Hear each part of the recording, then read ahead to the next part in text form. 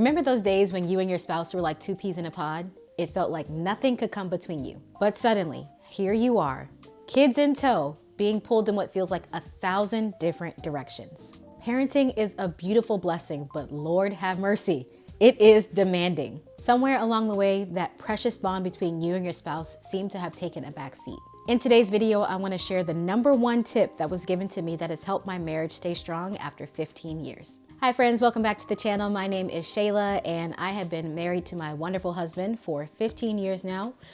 We have 4 kids, so needless to say, it has been a wild ride for us. I went to lunch with a friend recently, and one of the things that we talked about was actually balancing marriage and kid life and how do I prioritize my marriage. So back when I was pregnant with my first son, we had only been married for like 2 or 3 years at the time.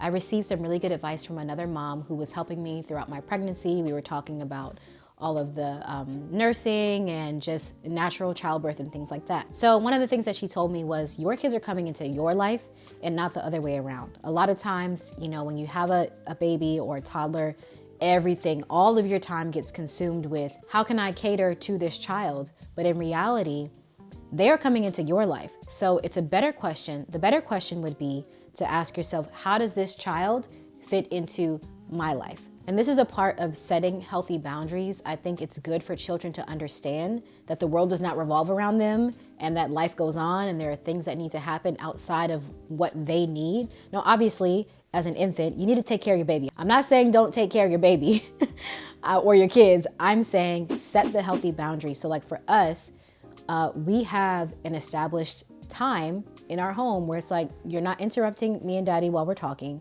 You know, if daddy just comes home from work, it's like, hey, I want to talk to my wife first. Point blank, period. Hello, I love you, but let me talk to my wife. You know, same thing. There are certain places in our home where we don't want our kids to be. They cannot just barge in our room whenever they want. They need to knock. These are healthy boundaries.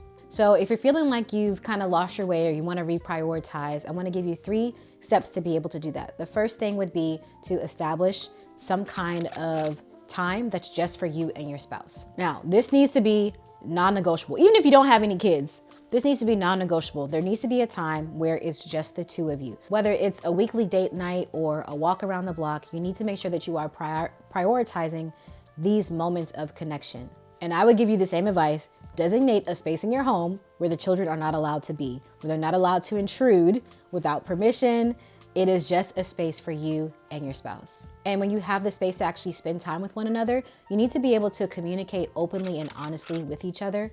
I find that what I will admittedly say, my husband will always be like, is everything okay? Yeah, I'm fine. Knowing good and well, I'm not fine. So I've learned to be vulnerable and to trust him with my feelings, to be open, and to talk to him when something is bothering me, to talk to him when I'm happy. So you need that space to be able to communicate honestly with your partner, listen to your partner's needs, as well as to be able to communicate your own. This requires maturity and remembering that you guys are not there to attack one another, but that your spouse loves you and wants the best for the relationship. If you have committed yourself to be in relationship with Jesus, then your marriage is not on you.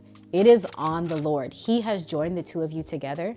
And Ecclesiastes 4 verse 12 says, "And though a man might prevail against one who is alone, 2 will withstand him, and a 3-fold cord is not quickly broken."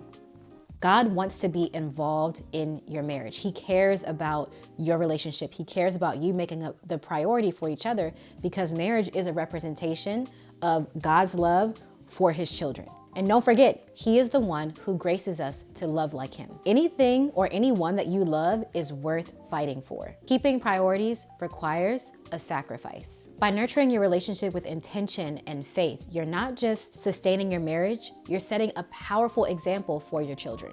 Reflect on the love that brought the 2 of you together and let that be a lasting foundation of your family. You've got this, and remember, with God's grace, your marriage can flourish, even in the midst of the most beautiful, chaotic life that you have. Don't forget, hiding is overrated, and I'll see you next time.